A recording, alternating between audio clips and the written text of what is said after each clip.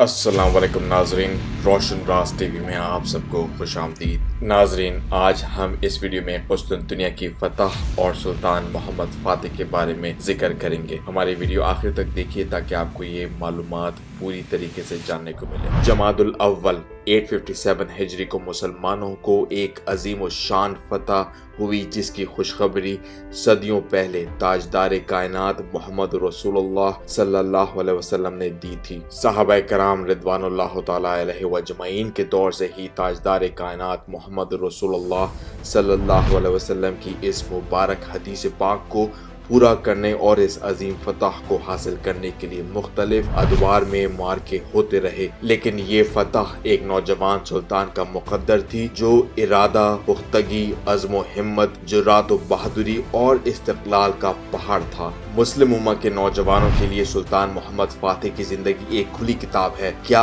آج کے معاشرے میں ہم سوچ بھی سکتے ہیں کہ ایک 11 سال کا نوجوان بچہ ایک بہترین سپہ سالار بھی تھا اور مسلمانوں کا سپاہی بھی، اور ایک صوبے کا گورنر بھی؟ یہ مسلمانوں کا وہ عظیم و شان کو ماسیہ ریاست میں گورنر اور سپہ سالار بنا کر بھیجا۔ محمد جب 19 برس کے ہوئے تو خلافت عثمانیہ کا تخت سنبھالا۔ اس وقت قسطنطنیہ کا بادشاہ قسطنطین تھا۔ قسطنطنیہ یعنی آج کا استنبول ایک نہایت اہم شہر تھا، اور تغل کی اولاد خلافت عثمانیہ کے یہ سلطان فتوحات پر فتوحات کر رہے تھے، لیکن یورپ کی طرف ابھی تک قدم نہیں رکھا تھا کیونکہ یورپ کا دروازہ یہی شہر تھا۔ لیکن یہ شہر فتح کرنا بے حد مشکل تھا۔ اس شہر کی فصیلیں بہت مضبوط تھیں، اس کے صرف ایک طرف خشکی اور باقی جانب سمندر ہونے کی وجہ سے بھی مشکلات تھیں۔ کئی دفعہ اس شہر کو فتح کرنے کے لیے لشکروں کے لشکر آئے اور اس شہر کی دیواروں سے ٹکرا کر واپس چلے گئے۔ قسطنطنیہ کے بارے میں مشہور ہو گیا کہ یہ شہر فتح ہی نہیں ہو سکتا۔ ایک حدیث پاک میں محمد رسول اللہ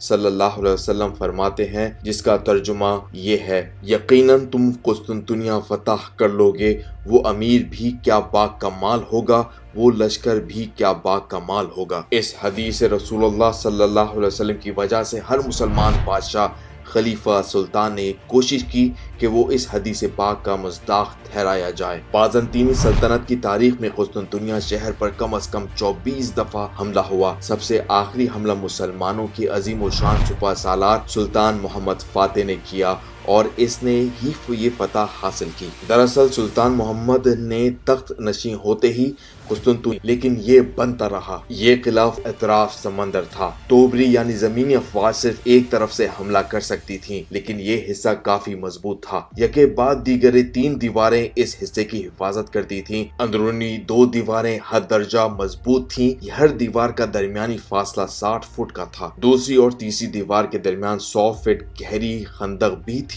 یہ دیواریں 5ویں صدی عیسوی میں شہنشاہ تھیوڈوسس دوم نے بنوائی تھیں اور اب تک تمام حملے ناکام کر چکی تھی۔ قسطنطنیہ کی فتح کے لیے ضروری تھا کہ ان دیواروں پر تسلسل سے توپوں سے گولہ باری کی جائے۔ توپوں کا استعمال اس وقت ترک کر رہے تھے، لیکن سلطان محمد نے پرانی توپوں کو ناکام قرار دے کر اول 29 مئی 1453 عیسوی، آج محاصرے کو 54 دن ہو چکے تھے۔ سلطان محمد اور اس کی فوج نے رات عبادت اور دعائیں گزارنے کے بعد نماز دیوار پر حسن، جو کہ شاہی دستے کا کمانڈر تھا، اس نے عثمانی پرچم لہرا دیا۔ یوں جمادی الاول 29 مئی 1543 عیسوی کو یہ شہر سلطان محمد نے فتح کر کے دکھا دیا اور نبی اکرم صلی اللہ علیہ وسلم کی حدیث پاک کا مصداق ٹھہرایا۔ شہر میں داخل ہوتے ہی اپنا سر اللہ پاک کے بارگاہ میں شکرانے کے طور پر جھکا دیا۔